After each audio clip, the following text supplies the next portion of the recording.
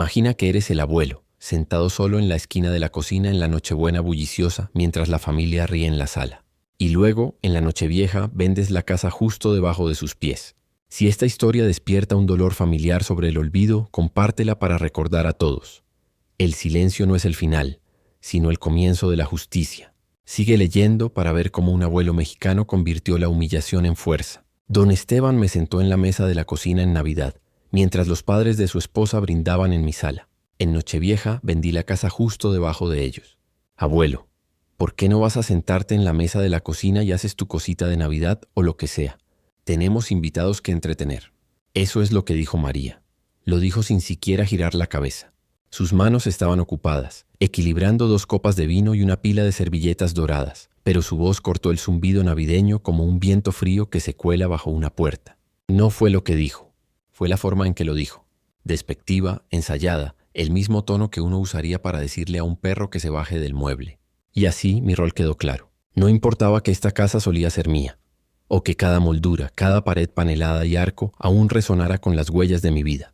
No importaba que la sala que habían cerrado para la familia VIP aún llevara el aroma de los conos de canela y pino que solía colocar cada diciembre, o que la guirnalda que bajaba por la barandilla había sido torcida a mano por mi difunta esposa el año antes de su derrame. Nada de eso importaba ya. Habían decidido que yo ya no encajaba en la imagen, así que caminé hacia la cocina, aferrando los pliegues de mi abrigo de lana gris alrededor de mí. El mismo abrigo que Rosa me dio en nuestra última Navidad juntos. El mismo abrigo que María había llamado una tragedia de la moda cuando desempacó mis cajas 2 meses atrás. La cocina no tenía centro de mesa, ni guirnalda ni música. Solo una bombilla tenue arriba, un piso de linóleo rayado y el tic-tac de un reloj de pared que sonaba demasiado fuerte. Me senté en la vieja mesa de roble, mi mesa, cabe mencionar, la que había servido 23 cenas de acción de gracias, y escuché la risa que se derramaba de la sala. Copas tintineando, palmadas en hombros y jazz suave resonando bajo el candelabro que yo mismo había limpiado cada año desde 1976. Parte de mí quería llorar, la parte que aún creía que la Navidad era sagrada, la parte que recordaba cuando la familia era algo más que exhibición. Pero no lloré. Enderecé la espalda, crucé las manos y miré al frente a la estufa donde nada se cocinaba. Porque el silencio, he aprendido, no es debilidad. Es donde la memoria espera que el mundo se ponga al día. Si sientes que la justicia merece celebración, presiona ese botón de hype. Mantengamos vivas historias como esta, resonando lejos, muy lejos. Tu apoyo nos ayuda a llevar comprensión y amor a quienes lo merecen. Muchas gracias. Sigue escuchando. Desde la cocina podía ver a la madre de María sorbiendo de una flauta de cristal, luciendo el pañuelo de terciopelo que le di 2 navidades atrás, regalado aparentemente y ahora parte de su glamour navideño. Carlos se apoyaba en la repisa de la chimenea como si la hubiera construido él mismo, riendo demasiado fuerte a una historia que su suegro contaba sobre bienes raíces en Oaxaca. Y mi nieto Miguelito estaba en el sofá con el sobrino de María, las piernas acurrucadas bajo mantas de piel falsa, las cabezas juntas como hermanos. Nadie miró hacia la cocina. Nadie se preguntó si necesitaba un refill, un plato o un asiento con compañía. Me había convertido en algo menos que ruido de fondo. Me había convertido en mueble, estacionario, silencioso. El año pasado me invitaron a leer el pasaje de la Natividad. Este año me dieron platos de papel y una silla plegable. Mantén abuelo en la cocina, había dicho María a principios de la semana, pensando que no podía oír. Se sentirá importante, como si estuviera ayudando. Pero no estaba ayudando. Estaba siendo archivado. Cuando llegué esa mañana, traje una lata de buñuelos, los favoritos de mi esposa. Pasé 3 horas en ellos. Rodé cada uno a mano, presioné los bordes con un tenedor como mi madre me enseñó. Cuando María abrió la lata, los miró como una modelo miraría un suéter barato. Son lindos, dijo, pero tenemos catering. Tal vez ponlos atrás para que no confundan la exhibición. Así que lo hice. Los puse atrás. La vi volcarlos en un Tupperware y empujarlos debajo del mostrador, ni siquiera en el refrigerador. Ojalá pudiera decir que esa fue la parte más dura. No lo fue. La parte más dura fue ver a mi propio hijo asentir. Carlos solía pararse en un taburete para ayudarme a revolver esos mismos buñuelos. Cuando tenía 7 años, lloró porque el perro se comió el último lote. Cuando tenía 12, me hizo prometer que le mostraría a su esposa cómo hornearlos, justo como abuelo. Ahora estaba a 3 pies de mí, alabando los crackers de romero que el catering trajo en bandejas de plata. La habitación olía a vino blanco y perfume caro. Mi abrigo olía a cedro y naftalina. Me moví en la silla, el cojín delgado por años de uso, y me di cuenta de que no me odiaban. Eso habría requerido esfuerzo. No, Simplemente habían decidido que ya no era necesario. Hubo un tiempo en que podría haber permanecido callado. Un tiempo en que mi orgullo me habría dicho que sonriera a través de ello, esperara la mañana siguiente y orara para que cambiaran. Pero algo en mí se estaba removiendo ahora. Tal vez la edad, tal vez el silencio, tal vez ese maldito abrigo. Lo último que Rosa me dio y lo único en esa casa que nadie se atrevió a tirar. Pero lo sentí. Esa furia sagrada y tranquila. No la que quema, la que construye. Me recosté en la silla. Miré alrededor de esa cocina solitaria y me hice una promesa. Recordarían esta Navidad, no por el champán, no por los tartaletas de higo del catering, no por las fotos dignas de Instagram de María con guirnaldas. La recordarían porque esta era la última vez que me sentarían en las sombras y esperarían que desapareciera. No gritaría, no suplicaría, simplemente me levantaría. Y la Navidad siguiente, si tenían suerte, descubrirían cuán ruidoso puede ser un hombre cuando ha pasado toda una vida siendo silenciado. Dicen que la memoria es una bondad, pero a veces es una maldición, especialmente cuando recuerdas cada regalo que diste que te fue devuelto en la cara. Recuerdo decirle a Carlos cuando tenía 20 y tantos, su negocio tambaleante y nadie dándole la hora, que la ganancia no está en las mentiras. Le compartí lecciones antiguas de los años en que sostenía libros abiertos para él. Cómo abastecer la despensa, equilibrar cuentas, nunca lo llamamos trabajo. Pero una tarde cuando estaba deshilachado en los bordes, y María acababa de vaciar el tarro de galletas de la cocina, resopló y dijo: «Abuelo, eres dulce, pero estás tan desconectado de cómo funcionan los negocios ahora. No entiendes la escala ni la marca. Tan desconectado como si décadas de apoyo me hubieran vuelto obsoleto. Abuelo, eres dulce, pero estás tan desconectado de cómo funcionan los negocios ahora. No entiendes la escala ni la marca. Tan desconectado como si décadas de apoyo me hubieran vuelto obsoleto y me dijeron: ahora que podemos permitirnos una niñera, eres irrelevante». Esa palabra resonó en mí mucho después de que la dijera. Carlos una vez propuso que vendiera mi pequeño parche de jardín detrás de la casa para pagar su tarjeta de crédito. Dijo que era práctico. Esa tierra ya no vale mucho de todos modos. Le dije que valía más que dinero. Era donde Rosa y yo plantamos nuestro naranjo, donde nuestros hijos comieron sus primeras fresas, donde los invitados de nuestra boda lanzaron confeti. Dije: no puedo venderlo. Y se volvió contra mí, su cara brillante de frustración. Ese árbol, esos dulces recuerdos mataron las oportunidades que tenía para un futuro, dijo. Y yo, que había creído en él, sentí mis huesos romperse con eso. Luego vino el día en que María rompió el marco de la foto de boda contra la pared. Fragmentos de vidrio esparcidos por mi tapete tejido a mano querido. Dijo que el marco era chillón, desactualizado, una reliquia de un pasado con el que había terminado. No combina con nuestro vestíbulo, dijo, brazos cruzados inclinando la cabeza. Las lágrimas de cristal que nunca derramé brillaban en la foto de mí y Rosa. Tan vivos entonces, tan borrados ahora. Hubo otras veces en que me descartaron de formas más mordaces. En un brunch con amigos un domingo, llevé el chal que Rosa había tejido décadas atrás, esmeralda y oro, y alguien comentó cómo parecía una mancha en su holiday curado con cuidado. Y María murmuró en mi oído: «Eres una mancha en esta narrativa». Asentí. Me incliné. Aprendí que podías vestirte de tradición y aún así ser arrojado como noticias de ayer. Y sin embargo, a través de todo eso mantuve la fachada de ser útil, callado, paciente. Cociné comidas, limpié botellas de cerveza de los amigos universitarios de Carlos cuando se quedaban en el sofá. Incluso remendé calcetines para Miguelito antes de tirarlos a la lavadora. Pensé que el amor funcionaba en ciclos. Das de nuevo. Das hasta que estás vacío y ellos regresan. Pero así no funciona el amor, ni la memoria. Luego, en esa fría noche de Navidad, María se paró sobre mis hombros inclinados en la cocina y olfateó el aire. «Ese olor, tus rollos de canela caseros. Juro que arruina mi vibe navideña», dijo lo suficientemente alto para que la risa en la sala se congelara. «No soporto ese olor, abuelo. Es demasiado real». Y me incliné hacia ese juicio. Lo dejé apuntarme. Un hombre que pasó décadas creando calidez, dicho que olía a realidad. Un aroma estropeó el brillo de la fantasía navideña. Mi corazón latía tan fuerte que podía oírlo. Levanté la barbilla intentando anclarme en ese momento. Esta noche sentí algo más. Fuego, no para quemar, aunque podría haberlo hecho, sino para reavivar. Estos son los recuerdos que llevo conmigo. Las miradas, las palabras, los momentos de ser considerado no suficiente para merecer un asiento en su mesa. Pensaron que eran inofensivos. Pensaron que eran castigos invisibles. Pero recordé, y esa es mi ventaja. La verdad es que uno no rompe a alguien que aún recuerda quién era, quien aún ama lo que fue.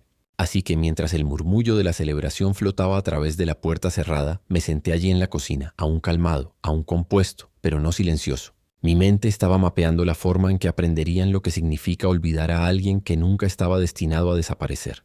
Porque el segundo acto de una vida vivida con dignidad no comienza con venganza, comienza con presencia. Y créeme, la presencia puede ser mucho más ruidosa que cualquier brindis navideño.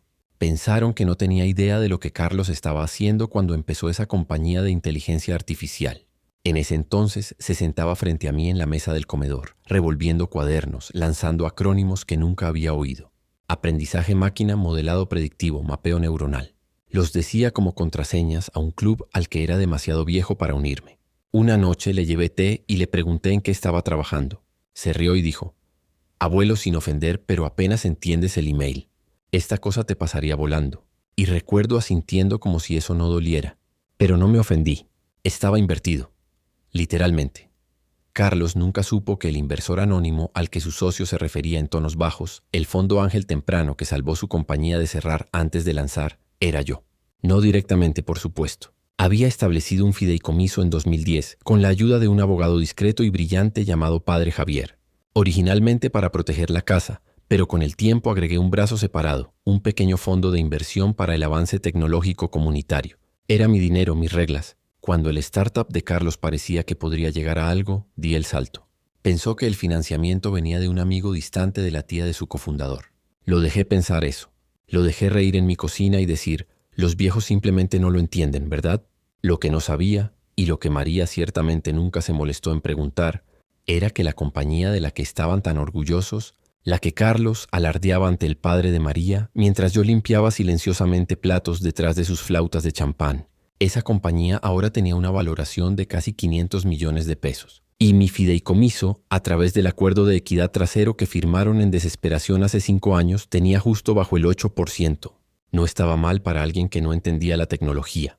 Pero esto nunca fue sobre el dinero. Era sobre control y sobre memoria. Porque mientras me convertían en un pensamiento posterior, yo había mantenido registros perfectos. El fideicomiso que sostenía la casa no solo había preservado el techo sobre sus cabezas, me había protegido a mí, sin cambios en el título, sin transferencias de propiedad, sin refinanciamiento. Nada de eso era posible sin mi aprobación firmada. Y lo mejor, nunca habían preguntado porque asumían que ya estaba legalmente fuera de la imagen. Carlos incluso se jactó la primavera pasada. El papá de María dice que podemos remodelar pronto. Podríamos derribar el estudio para una habitación de vino. Y sonreí, sabiendo que no podía balancear un martillo hasta que yo lo dijera. El 29 de diciembre, mientras ellos estaban en algún spa privado para desintoxicación postnavideña, me reuní con Padre Javier para almorzar. Había envejecido con gracia, canas en las sienes, ojos amables, manos estables. Trajo los documentos que necesitaba y yo traje mi cuaderno, el que nunca tocaron. El donde había estado recolectando frases, fechas, insultos, decisiones por más de 3 años. ¿Estás seguro?, me preguntó sobre el café. Estoy listo, dije. Y lo quiero público. Me miró con cuidado. ¿Quieres mudarte? No, respondí. Quiero que ellos lo hagan. El plan era simple. En Nochevieja el fideicomiso listaría la casa para venta pública. Tenía autoridad legal. La casa era mía. Ellos simplemente eran inquilinos, ruidosos. Para el 2 de enero, el listado estaría en vivo. Pero el verdadero espectáculo ocurriría a medianoche del 31, mientras María orquestaba su soirée blanco y dorado, streamers y cócteles firma y cabinas de selfie. Yo puse mi propio plan en movimiento. Justo después de las 11 p.m. coloqué un pequeño soporte de teléfono en el mostrador de la cocina. Lo angulé perfectamente para capturar el pasillo, la gran escalera y suficiente del caos reluciente en la sala. Luego presioné grabar y presioné ir en vivo. El título decía: «Cuando olvidan de quién es la casa en la que celebran». Al principio, unos pocos espectadores entraron, luego docenas, luego cientos. Para cuando el reloj marcó las 11:47, casi 5,000 personas estaban viendo. Vieron a Carlos brindar por su año increíble. Vieron a María agradecer al universo por su hogar y éxito. Vieron a los invitados bailar junto a la repisa que construí con las manos de rosa debajo del candelabro que María una vez llamó cursi. Y luego entré en cuadro. No ruidosamente, no enojado. Solo completamente presente, sosteniendo el acuerdo de venta firmado y el aviso de transferencia de escritura. Mi voz era calmada, pero se escuchaba. «Carlos», dije, «María, ¿puedo tener un momento?» Se congelaron. La cámara lo capturó todo. Las sonrisas confundidas, el intercambio rápido de miradas, el rubor repentino en las mejillas de Carlos. «Esta casa», dije, «ha sido vendida». María rió, luego bufó. «¿A quién?» «A alguien que valora la memoria», dije, «y que sabe leer un documento de fideicomiso». Levanté la carpeta y mientras los segundos finales del año ticaban detrás de ellos, mientras la cuenta regresiva resonaba desde la televisión, 10, 9, 8, vi los rostros de mi familia cambiar, no solo con confusión, sino con comprensión.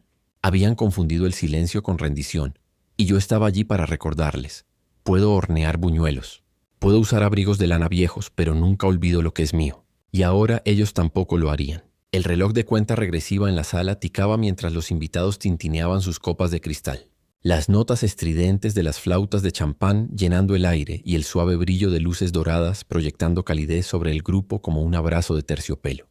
Carlos estaba en el centro, una sonrisa smug plasmada en su cara, su blazer brillando lo suficiente para captar el spotlight cuando levantó su teléfono para un selfie. María drapó una estola de piel crema sobre sus hombros, cabello perfectamente peinado, labios del color de bayas invernales, declarando, «Por nuestra Navidad más perfecta de todas», como si hubiera olvidado que alguna vez hubo un abuelo, y ciertamente no uno sentado lejos con buñuelos enfriándose en papel encerado. Me levanté donde había estado lingüeando silenciosamente junto a la puerta de la cocina. Mi abrigo gris, el que Rosa eligió para mí, se sentía pesado con intención, el forro de lino acunando mi corazón. Empujé un plato de cóctel, alisando el borde de la puerta y avancé. Estaba estable en mis tacones sensatos, el familiar tic-tic-tic del reloj lleno de champán, perdido en mi exhalación. Nadie me esperaba en ese momento. Como si alguien apuntara a reemplazar un spotlight con verdad, entré en el ambiente dorado. Chispas de champán en vasos altos captaron mi ojo por un latido, y luego aclaré mi garganta. «Feliz año nuevo», dije, voz calmada pero clara, llevando cada onza de memoria, amor y dolor. La casa se vendió esta mañana. La habitación se congeló. El teléfono de Carlos se deslizó de sus dedos, aterrizando con un tintineo agudo en la barra de mármol. La mano de María voló a su boca mientras otro invitado jadeaba. La banda falló a mitad de nota en su refrán de jazz. No saludé, no me disculpé por interrumpir. Dejé que el silencio hiciera el trabajo. Un hombre alto en traje carbón salió de las sombras. Padre Javier, mi abogado y viejo amigo. Llevaba una carpeta manila grabada en oro. Todos los ojos se volvieron hacia él mientras la abría y hablaba en una voz suave pero firme. El documento de fideicomiso ejecutado en 2010 es legalmente vinculante. La casa fue transferida esta mañana a las 9:05 a una fundación caritativa que beneficia a niños en todo Oaxaca. Todas las firmas están verificadas. Jadeos resonaron. Champán empapó el piso medio goteando en el dobladillo del vestido de María. Carlos se tambaleó hacia atrás, chocando con su suegro, quien juró suavemente en asombro. «Esto es loco», tartamudeó Carlos, buscando palabras. «Pero esa casa nuestra...» «Padre Javier», dije en voz baja, pero ahora lo suficientemente alto. «¿Cuán rápido se puede revertir el papeleo si quieren pelear?» Me miró, luego a todos ellos. «El tiempo es corto, pero recuerden que los firmantes en 2010, bajo los últimos deseos de su esposa, anulan cualquier reclamo sin su concurrencia, señora Holloway». Le di un pequeño asentimiento a su mirada.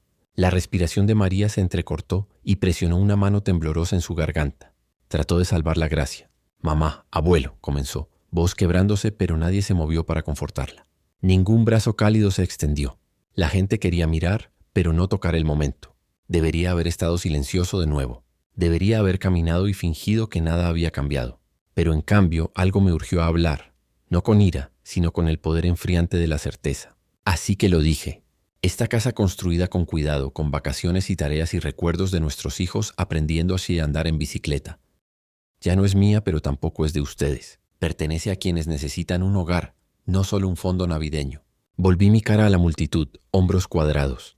Viejos vecinos, unos niños con bigotes de azúcar de la mesa de postres que me miraban con ojos amplios.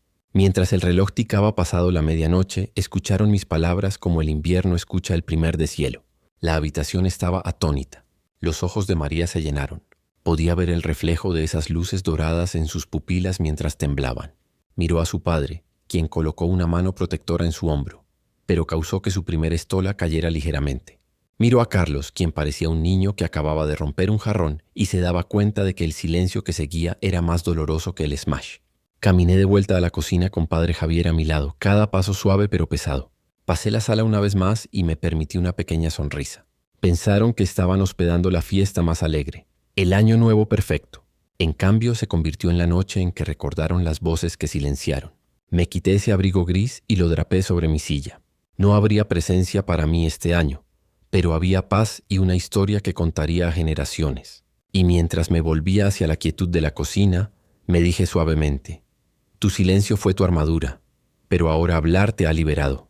Pensaron que desaparecería silenciosamente, que una vez que el brillo fuera barrido del piso y el aroma de champán quemado se dispersara por las ventanas abiertas, regresaría a mi tejido y olvidaría que alguna vez poseí las paredes en las que celebraban. Pero lo que no anticiparon fue que el mundo había estado mirando. Para la mañana de Año Nuevo, el video se había vuelto viral. No estaba planeado, al menos no del todo. Pero alguien, uno de los amigos influencers de María, había recortado el momento en que dije: la casa se vendió esta mañana. Y lo publicó con el título. Cuando el abuelo voltea la mesa, literalmente explotó. En horas, los principales medios locales lo recogieron. Un titular decía: abuelo de Oaxaca voltea las mesas a familia desagradecida, dona hogar a huérfanos. Otro: lo trataron como basura navideña. Ahora él posee los titulares. Y luego vinieron las secciones de comentarios. Gente de cada rincón del país inundó la historia con palabras como: eres mi héroe. Ojalá mi abuelo hubiera luchado de vuelta. Y esta es el tipo de justicia que hace que el mundo se sienta bien de nuevo. Pero no todos celebraban. María perdió 2 listados inmobiliarios importantes en 48 horas. Un cliente, la esposa de un político, envió una declaración pública: si alguien puede tratar a su propia familia de esa manera, no le confiaré la mía. El startup de Carlos, mientras tanto, fue marcado para una auditoría interna. Alguien en línea había señalado que el misterioso inversor original en la compañía había sido omitido de documentos públicos, y los reguladores tomaron nota. El silencio de ellos era más ruidoso que su risa jamás lo fue. El 3 de enero fui invitado a hablar en el Pitch Talk Show, un programa matutino local que usualmente cubría recetas, fútbol de secundaria y ventas de pasteles comunitarios. Pero esa semana me querían a mí. El set era brillante, demasiado brillante para mis ojos, pero usé mi abrigo gris con orgullo, el mismo que María una vez llamó ruido visual. Miré directo a la cámara y dije la verdad. No vendí la casa por amargura. La vendí porque recordé quién era. El anfitrión preguntó gentilmente: ¿fue difícil hacerlo? No, dije. Lo difícil fue fingir que no había sido borrado en mi propio hogar. ¿Venderla? Eso fue simple. Luego preguntó: ¿esperas que se disculpen? Sacudí la cabeza lentamente. No necesito que me amen. Necesito que me respeten. Y necesito que mujeres como yo dejen de desaparecer en el papel tapiz del éxito de sus hijos. Casi llevo a mi abuela a un asilo hoy hasta que vi esto. Mañana la llevo a cenar en cambio. Ese segmento salió al aire a las 9 a.m. Para el mediodía, más de 12,000 personas habían comentado. Algunos publicaron fotos de sus propias abuelas. Otros enviaron mensajes como: me diste el coraje para decir no, y gracias a ti reclamé mi espacio en la mesa, pero uno destacaba. Venía de una mujer en Carolina del Sur. Sus palabras eran simples: gracias, me salvaste del silencio. Me senté con ese mensaje por mucho tiempo, más que las entrevistas, más que los aplausos, porque en todo el ruido sabía que lo que importaba no era el escándalo, sino el cambio. Y tal vez esa era la verdadera victoria. No solo que reclamé una casa, sino que reclamé el derecho a ser oído. Pensaron que mantendría la casa para mí, que me sentaría en el solario contando días hasta que alguien recordara visitar. Pero supe desde el momento en que firmé la transferencia que ya no sería mi hogar solo. Lo renombré Segunda Yar. No un refugio, no una instalación de retiro, sino un hogar para mujeres como yo. Mujeres cuyos hijos dejaron de llamar. Mujeres que una vez criaron familias enteras, pero ahora cenaban solas en silencio con luces atenuadas para que los vecinos no vieran su soledad. Las renovaciones fueron sutiles. No borré el pasado. Mantuve la mesa de comedor de madera que Rosa construyó, aunque Carlos había tratado de reemplazarla con algo más moderno. Dejé el papel tapiz floral que María dijo que era embarrassingly country. Mantuve el tercer escalón chirriante y la tetera de cobre con una abolladura cerca del mango porque la historia, a diferencia de las personas, nunca te abandona cuando envejeces. Para febrero, Segunda Yar había dado la bienvenida a su primera residente. Clara, que había enseñado por 42 años antes de que su hija la moviera a una habitación trasera temporalmente, y la señorita Eunice, que solía ser bibliotecaria, pero ahora no podía recordar la última tarjeta de cumpleaños que recibió. Llegaron con bolsas y incredulidad, aún cargando el peso de haber sido descartadas. Las saludé no con lástima, sino con calidez. Tu habitación está arriba, dije, y la ventana da al jardín. Rosa siempre decía, la luz de la mañana hace que los recuerdos sean más suaves. Cada mujer que caminaba por esa puerta traía consigo una historia, y escuché a cada una, no solo con mis oídos, sino con la parte tranquila de mi corazón que una vez se sintió invisible.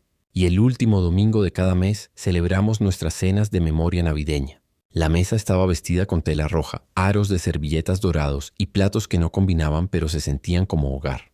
Todos traían un plato o una receta, incluso si tenían que susurrar los ingredientes de la memoria. El punto no era la perfección, era la presencia. Encendíamos velas por aquellos que ya no podían hablar. Pasábamos pan con manos que una vez habían consolado niños llorando, manos que habían cosido botones y removido gravy y enterrado maridos. Y contábamos nuestras historias.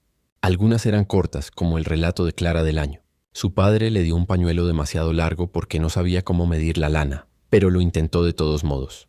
Algunas eran más pesadas. Eunice habló de la Navidad que pasó en silencio porque su hijo olvidó que se había mudado de estado. Cuando fue mi turno, les conté sobre el año en que María me dijo que era un prop de fondo en su visión navideña y cómo pasé el resto de esa noche limpiando migas mientras tomaban fotos para Instagram. Les conté esa memoria no para reabrir la herida, sino para coserla cerrada junto a las suyas. Después de esa primera cena la convertimos en ritual y tuve un signo tallado en roble cálido colgado justo sobre la entrada. No hay fantasmas aquí, solo recuerdos dignos de honrar. Los visitantes comenzaron a pasar. Enfermeras en descanso, estudiantes universitarios buscando horas de servicio comunitario, incluso unos adolescentes que solo querían oír a alguien llamarlos sweetheart. Se sentaban con nosotras en la mesa. Escuchaban. Aprendían que envejecer no es la ausencia de valor, sino su profundización. Y para aquellas de nosotras que una vez fuimos empujadas a un lado como decoraciones estacionales, este hogar se convirtió en un segundo hogar. Un lugar donde no necesitábamos suplicar para ser vistas. Éramos la llama. A finales de marzo llegó una carta escrita a mano, sin dirección de remitente, pero reconocí el lazo torcido en la J antes de siquiera abrirla. Era de Carlos. Leía: no espero nada. Sé que estuve equivocado, pero si hay alguna parte de ti que aún me ama, abuelo, estaría agradecido por solo un pedazo de tu pan navideño. Incluso una esquina. No había disculpa. No realmente. Solo hambre y no por comida. Me senté con la carta por un día completo. Luego horneé no un pan completo, no un lote fresco, solo una pieza individual del congelador, la última de la cena de diciembre. La envolví en papel pergamino, la até con cordel y agregué una nota. No te pido que me perdones, decía, pero espero que recuerdes este sentimiento, que nunca trates a alguien como desechable de nuevo y que nunca colapses cuando sea tu turno de ser dejado atrás. No lo firmé con amor, pero lo firmé con mi nombre. Eso fue suficiente. La casa estaba tranquila esa tarde. La señorita Eunice estaba durmiendo. Clara estaba en el porche con un crucigrama y una nueva residente, May, que se estaba enseñando a tejer viendo videos en un teléfono prestado. Fue cuando llegó el golpe. Un grupo de estudiantes de la universidad había oído de Segunda Yar. Uno de ellos, una chica de ojos suaves llamada Elena, preguntó si podían grabar nuestra próxima cena. Queremos contar historias, dijo, pero queremos escuchar primero. Estuve de acuerdo. No por la fama, no por la ráfaga de atención, sino porque sabía lo que significaba ser visto. Y ahora quería que otros vieran. Ese livestream llegó a más de 30,000 personas. Vieron mientras pasábamos platos, mientras compartíamos historias de abuelas que murieron sin visitantes, de navidades pasadas en refugios, de noches silenciosas hechas no santas sino huecas. Vieron mujeres reír a través de lágrimas, contar chistes que chirriaban como pasos de porche viejo y recitar recetas como hechizos pasados de brujas de cocina hace mucho oídas. Nos vieron, no como reliquias olvidadas de otro tiempo, sino como archivos de todo lo que un día querrían recordar. Esa noche antes de la cama caminé los pasillos de Segunda Yar y toqué cada marco de puerta no para verificar, no para corregir, solo para bendecir. Y me susurré a mí mismo, esto es suficiente. Dejé la luz del porche encendida, no porque alguien estuviera viniendo, sino porque alguien siempre podría, y cuando lo hagan, nos encontrarán. No con amargura, sino con historias. Porque la edad no es una vergüenza, es una herencia, y nosotras somos las guardianas de su luz. Ese diciembre la nieve llegó temprano. Espolvoreó los alféizares de Segunda Yar como azúcar en polvo, asentándose en cada grieta de ladrillo y memoria. Saqué mi abrigo gris. Sí, el mismo que una vez dijeron era demasiado viejo, demasiado ruidoso, demasiado fuera de lugar, y lo abotoné con manos estables. El forro era más suave ahora, desgastado en todos los lugares correctos como yo. La casa olía a canela y salvia. Clara estaba moldeando rollos en la cocina. May estaba doblando servilletas en pequeños corazones y Eunice estaba enseñando a la nueva invitada, señora Laji, cómo envolver regalos usando periódico reciclado y cinta de viejas fiestas de cumpleaños. La risa se entretejía a través de los pasillos, no fuerte pero constante como el encendido de un fuego cálido. Alguien puso a Nat King Cole en el viejo tocadiscos y sonreí. Esta era nuestra Navidad. No había árbol tan alto que tocara el techo, ni guirnaldas caras, ni fotógrafos esperando para escenificar un momento familiar perfecto. Pero el amor aquí era real y no necesitaba filtro. A las 6:00 los invitados comenzaron a llegar. Algunos eran vecinos, algunos voluntarios, algunos nietos de residentes hace mucho idos. Pero todos me llamaban lo mismo ahora, mamá Marlene. Me sorprendió al principio la forma en que ese nombre se aferraba a mi corazón como la mano de un niño. Pero con el tiempo crecí en él, no solo como título, sino como elección.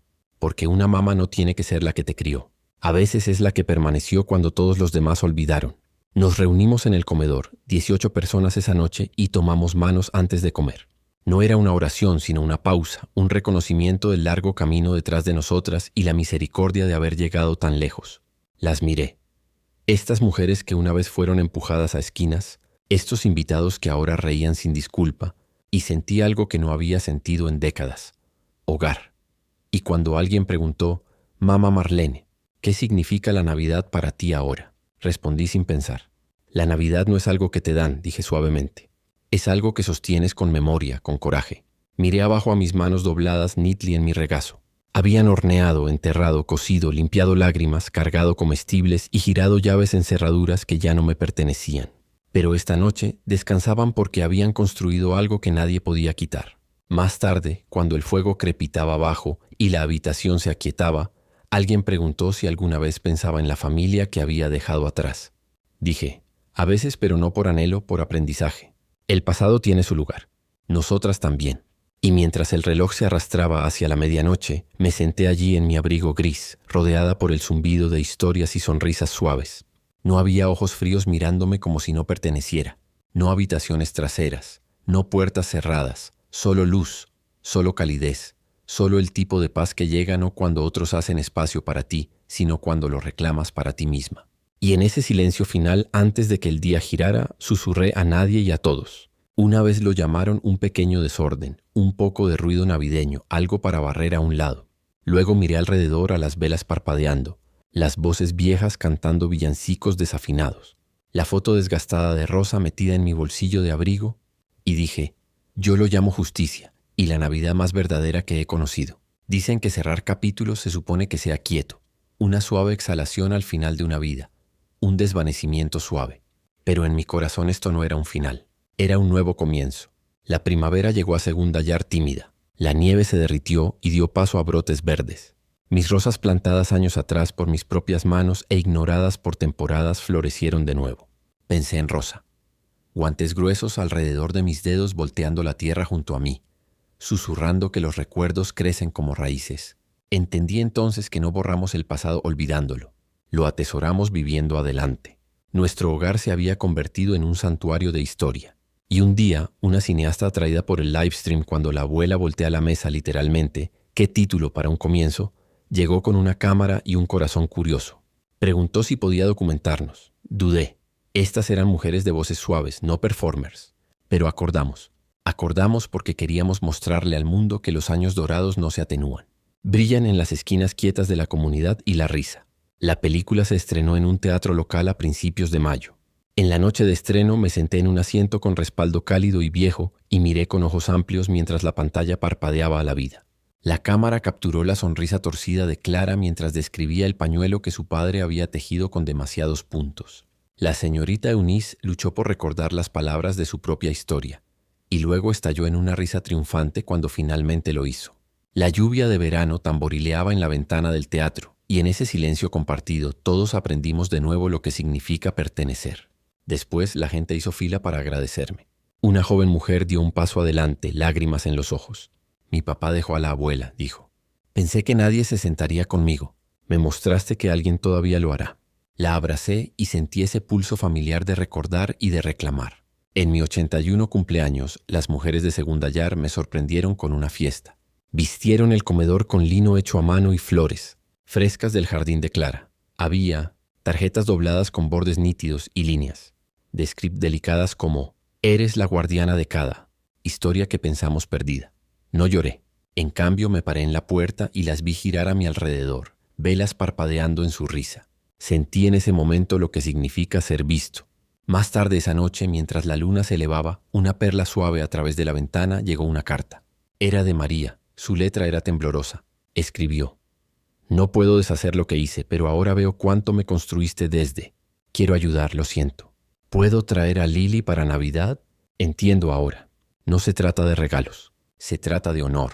Doblé la carta y la sostuve cerca. Respondí: puedes venir, pero no por regalos. Ven a recordar.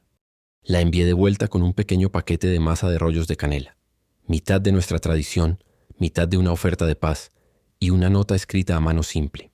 No espero arrepentimientos, solo regresa como verdad. Vinieron esa Navidad.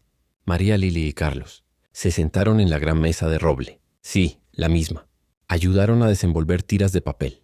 La risa tejiéndose alrededor de viejos ornamentos, algunos de los cuales rescaté de los botes de basura después de demasiadas mejoras modernas.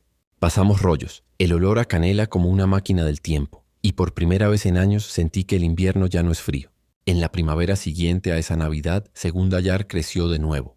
Una consejera se ofreció voluntaria para albergar talleres de memoria. Un poeta ofreció enseñar escritura cada jueves. De vez en cuando, Lily regresaba y leía a la señorita Eunice. Cuando los compañeros de escuela de Lily visitaban para el día de aprendizaje comunitario, solo encontraban calidez. Niños de un lado de la mesa, mayores del otro, y historias hablando a través de generaciones. 2 veranos atrás, las rosas cayeron pesadas con aroma. Me senté en el porche con un vaso frío de limonada y vi a Clara traer un pequeño ramo para colocar en el banco de rosa. Dijo suavemente: él estaría orgulloso de lo que este lugar se convirtió.